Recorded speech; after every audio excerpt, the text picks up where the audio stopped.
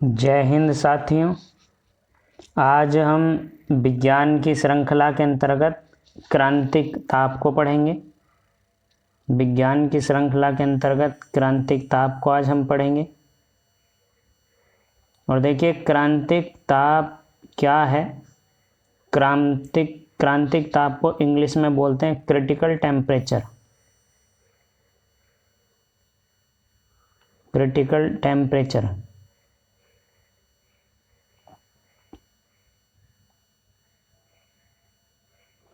देखिए क्या होता है क्रांतिक ताप।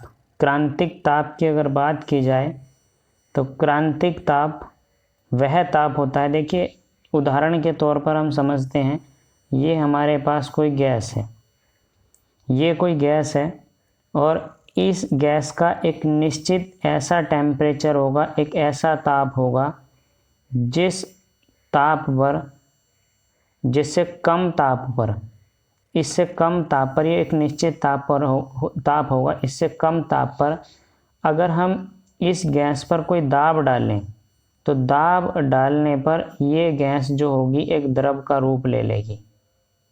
तो देखिए वह किसी गैस का वह तापमान जिससे नीचे के किसी भी तापमान पर उस गैस को केवल दाब डालकर द्रव के रूप में लाया जा सकता है,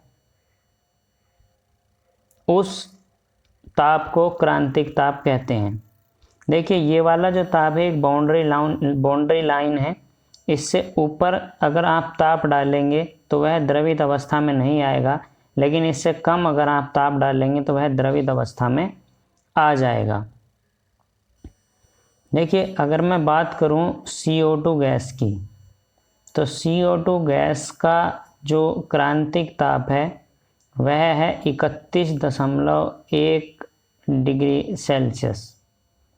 और अगर मैं ऑक्सीजन की बात करूं तो ऑक्सीजन का ताप, क्रांतिक ताप है -118 डिग्री सेल्सियस। तो देखिए अगर मैं CO2 को 31 डिग्री सेल्सियस से नीचे कोई भी ताप देता हूं, सपोज करिए मैं इसको 0 डिग्री सेल्सियस का ताप देता हूं, तो CO2 0 डिग्री सेल्सियस पर द्रवित अवस्था में आ जाएगी।